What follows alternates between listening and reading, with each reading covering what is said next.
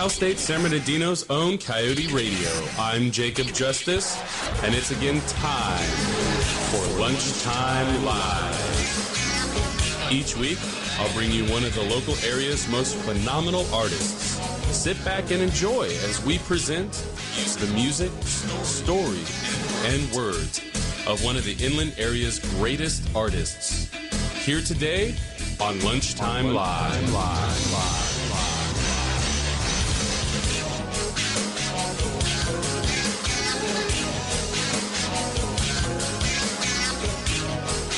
All right, and we're back with Lunchtime Live for another week, coming to you from the campus of California State University, San Bernardino. Our in-studio guest today is Hammer and Heats, coming to you from Rancho Cucamonga. We're joined by the members of this phenomenal band.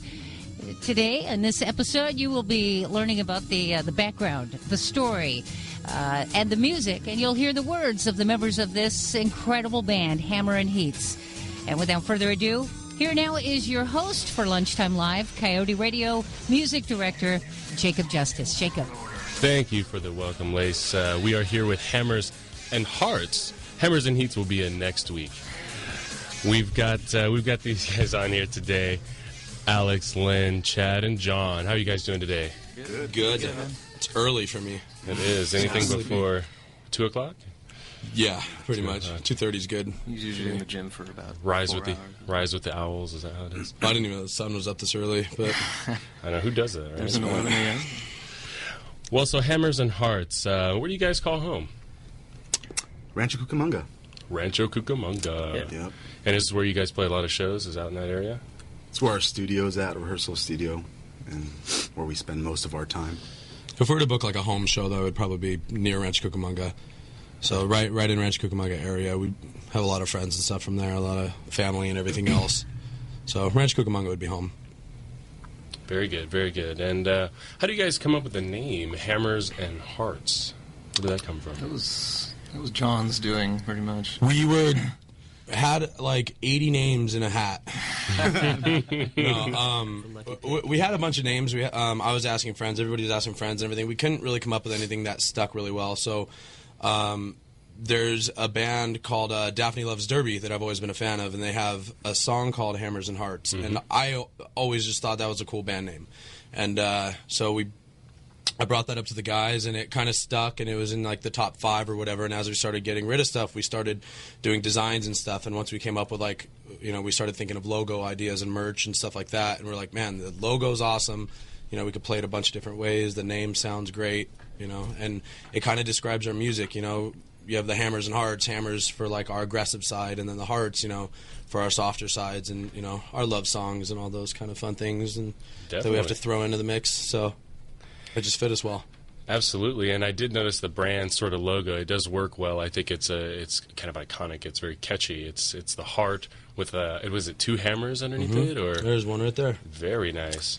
So you're committed now to Hammers and Hearts. I got one anywhere too. Yeah, we've got tattoos and jackets here. The jacket's a little less so committed on that. With the tattoo, I think you're rocking it. I've already looked into it, though. I think I can make this a skull and crossbones if anything happens. That's actually a hen. I took the plunge too. We took the plunge. I'm the next one, dude. So we were talking about this earlier. What genre do you guys kind of consider yourselves to be? Where do you fall in? Rock. Yeah, I would say rock. This is a hard question. It is a tough question because it used to be just like rock and roll, and now it's there's emo and emo core and metal core and hardcore and pop punk and screamo, and we do. I mean, one of the good things I like about us is we're not limited to one genre. A lot of bands we can't write a song like that. That's we're this kind of band. Mm-hmm. But I mean, if you listen to our album, we have everything from real slow piano songs to pop punk songs to metal songs with a lot of double pedal and screaming and a lot of aggression. It's just so I would say rock and roll, but we touch on a little bit of every type of genre of rock and roll. So absolutely, yeah, I did notice that in one of the songs. I think it was "The Answer," which we'll be hearing shortly. That song had a lot of different types of riffs in it. It had like punk rock riffs. It had, and then it transitioned into these, and I've heard a lot of metal bands and rock bands doing this now, that sort of synthetic bass sound, the like boom, that comes in over the top. 808. When it Yeah. it just drops it. So, I think that sort of, next, the question would be, where did you get that influence from, to start using that kind of sound? I know there's some bands doing that, and who do you guys consider to be your influences? It's all different. Yeah, we all come from really different musical backgrounds. We have like a group of the same bands that we all love, like Thrice, Story of the Year. I'm a big Blink fan. Love Blink. I Blink's grew great. up on Blink 182. I think all of us kind of did.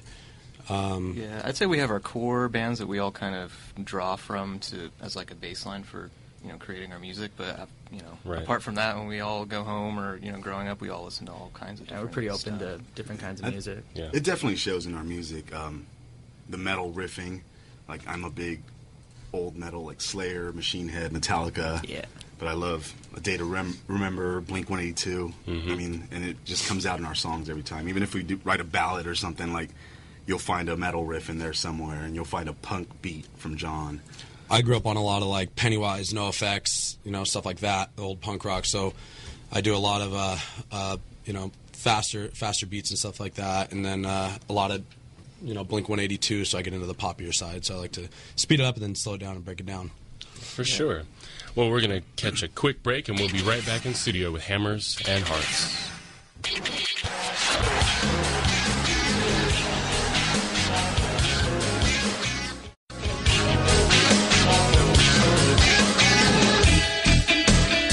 And we're back with more Lunchtime Live coming to you from the campus of California State University, San Bernardino.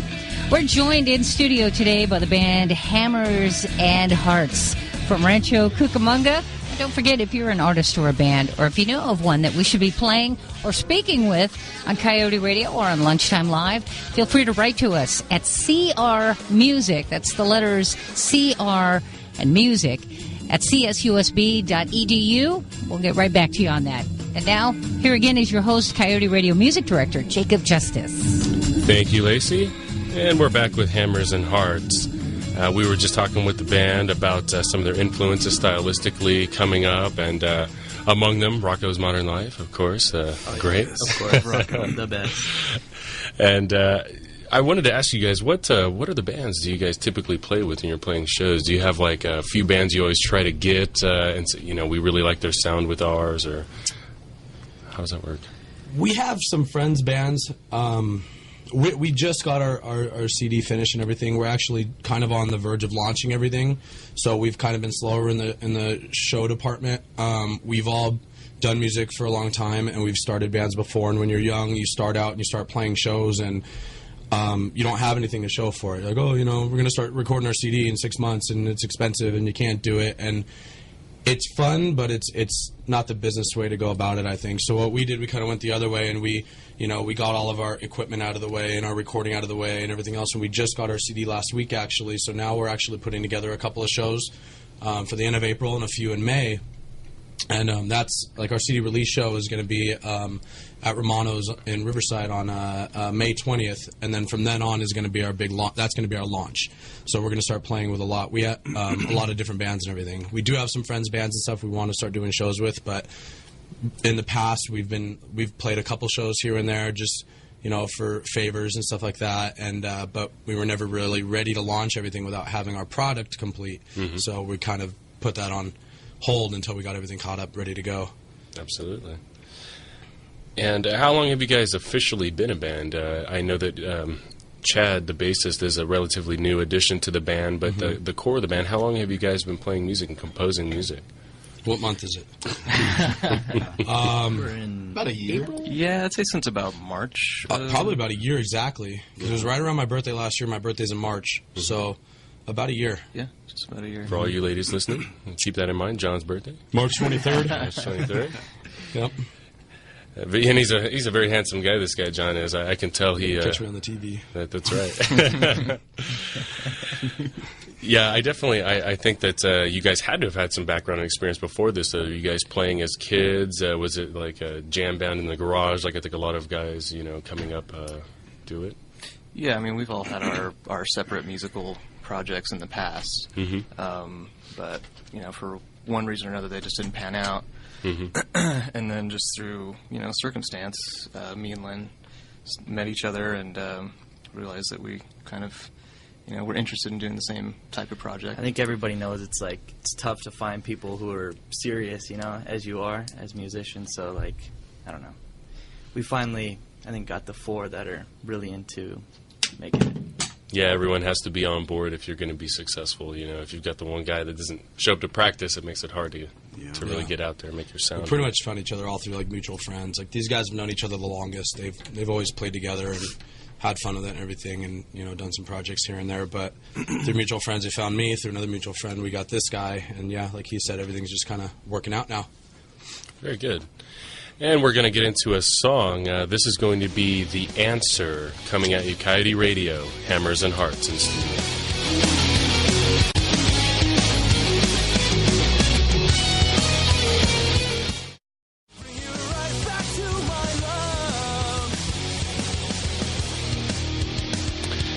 And that was The Answer by Hammers and Hearts. How did you guys come up with that? What was the inspiration for that song?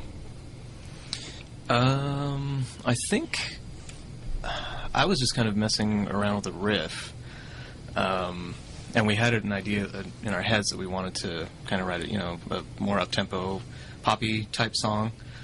And usually we just kind of bounce ideas back and forth like that, or I'll play something and then Lynn will kind of say, "Oh, well, how does maybe this will work?" And so it just kind of grew out of that intention to trying to make that type of song, and then the lyrics just kind of came, after that. It was kind of inspired by the music, Do you guys usually look to set up a beat first, or is it just sort of everyone has their creative input, like, man, I really have this drum track I'm working with, and let's put some lyrics to it, and you just... it's like every song is different. Yeah. Some of them come together, it seems like in an hour, we'll just sit down and it's totally effortless, and, everybody's just kind of feeling it, and then other times we'll spend 10 practices just working on one, we have one part song, of one bridge. Like Misery Alchemy, me and this guy wrote the music for it in 2 hours at a practice that Alex couldn't make it to, so we just got together. Right. The whole thing came out, and then the bridge to another song, it took 4 months or so just to get through the bridge. We couldn't write a bridge for it. Kept writing them and changing them. We went through every idea we could possibly think of, and then I don't even know where the final one came from. I think it was just everything turned into a big bowl of wax and made a candle. Very nice. Very nice. And just so we have this documented, Alex, you sing, you do the lead vocals, play guitar, and the keys. You're a pretty busy guy up there on stage, I would think. I am, yes. That's very cool. I think that it's going to be multi-talented. And Lynn does guitar, backup vocals. Yep. So you're the guy in the background that we hear screaming and laying down the heavy the heavy stuff. Yeah. I bring sexy back. Oh, yeah. Yep.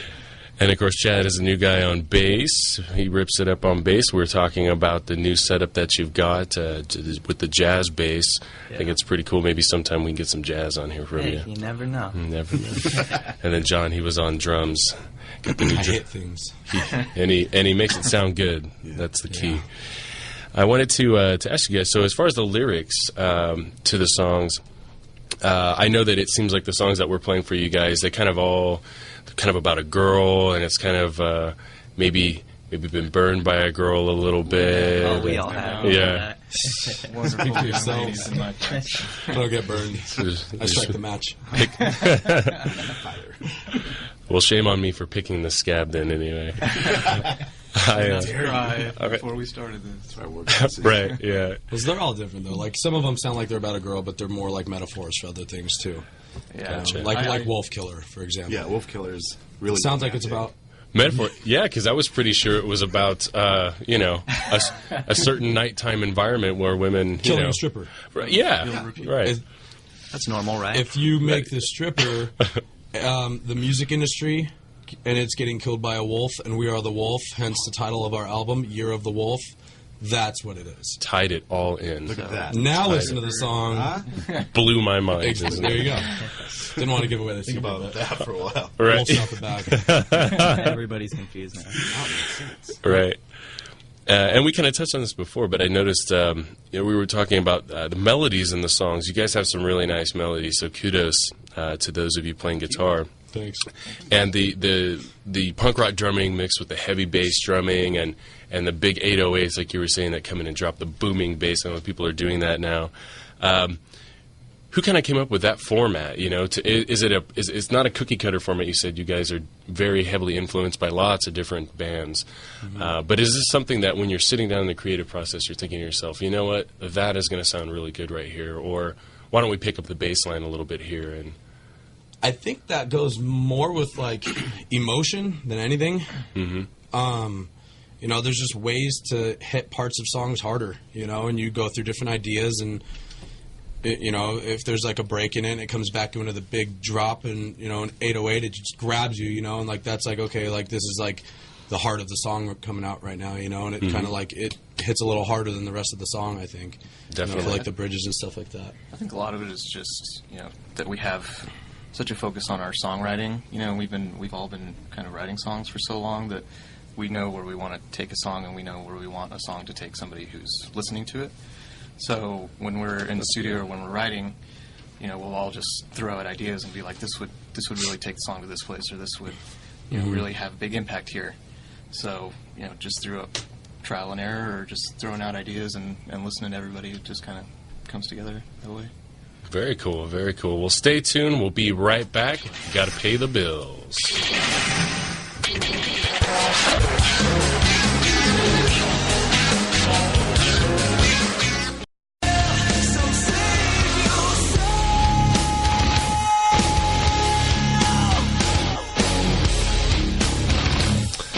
Very good, very good. I like the sort of mysticism on the end there with the sort of Tinkerbell thing going on. Really, that works for me. I like Tinkerbell. She was full size. She was, yeah. They don't draw them like that anymore, right? Yeah, well, they obviously do. But let's talk about this. What makes you guys unique amongst other groups who are coming up today and in the same scene, the sort of bands again that you're playing with? What sets you guys apart? I would say it's a little of what we talked about earlier in the genre thing. We definitely are all over the board. If you listen to our album, you'll listen to a song like the one you just played that's got the pop punk to heavy breakdown, and then you come to a show and we'll be playing a ballad with a piano, and Alex just singing his gorgeous voice off.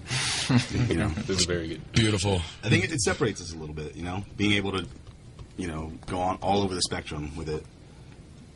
Yeah, I hear you. Now, this is a question that sometimes we'll, ask, and that may sound a little odd, being that this is the second show, but in listening to bands, I always wonder about their community involvement. I know that for a lot of bands, that can be a big way to put yourself on a different type of pedestal, to play community centers or the YMCA or the convention center or whatever, because obviously, you've got a different listening crowd there, and it could be a shoe, a sort of a foot in the door for you guys. Is this something you've considered that you're doing? Oh, definitely. Plus, a lot of kids go to that stuff, which is, always good. Kids are not as judgmental and closed-minded as older people, so it's good to have a lot of kids. And, when you play community centers and stuff, you get a lot of stuff like that. There's a lot of clothing lines and stuff like that we affiliate with that they do a lot of, skate demos and stuff for youth centers and stuff like that. So we're actually probably going to work on a few of those through the summertime and, cool. do daytime festivals, with clothing thrown out. And a lot of it's benefit stuff. So a lot of it usually will go to a good cause, some kind of a donation. So. Yeah, very cool. That's what I'm saying. It's exactly the kind of thing that I think, as a band is coming up and they're, getting more recognition, you kind of have to take that into consideration. What you're putting out there and who's hearing it, and so that's good. That's good of you guys. How can other artists who are trying to come up in the scene, they're fighting their way through these different promoters and these different venues, how can they be successful? That's a good question. If somebody can call in and answer that here on Coyote Radio. It's just work. Right. It's constant, if one of us is on a Facebook, the other one is doing calling somebody about a venue or a show, and it's just nonstop. People think it's oh, you just practice every day, and then you play shows. But there's so much more to it from, the paperwork side of it and everything else, and just making sure that you're secure and people can't steal your stuff and steal your name and steal your ideas. And it's hard, man. I don't even have the right answer for that. I don't think any of us do, because we're still so small down on that chain, so low on that chain. But, we're hoping that work is the right answer, because that's, that's what we're going to do. We're going to put in the hours and, the elbow grease. Yeah, so we try to just be smart about things, right? Instead of just, not having a real plan as to, a business plan as to how we're going to present ourselves.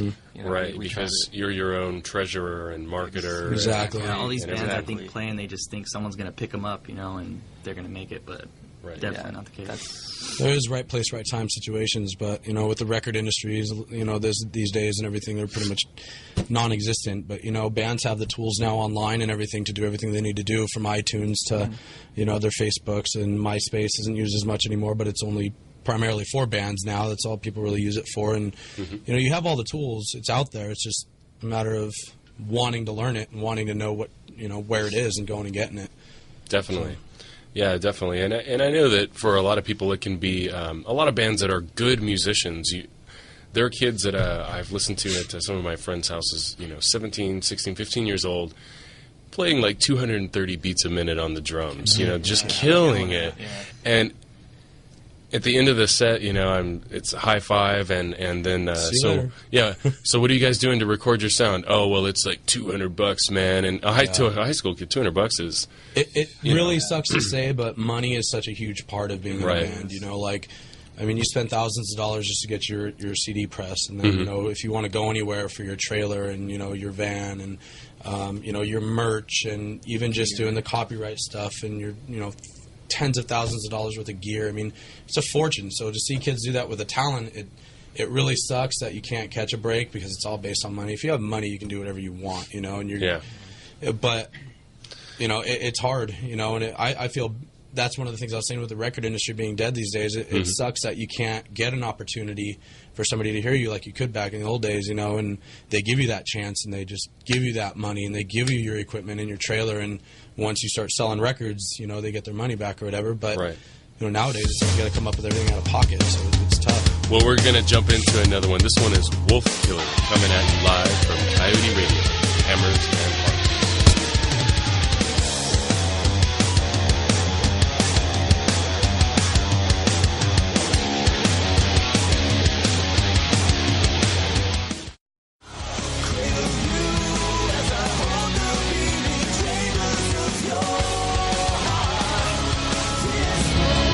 That was Wolf Killer by Hammers and Hearts here in studio today, live on Lunchtime Live. And so we were talking about how people are going to get it done today if they're trying to do what you guys are doing.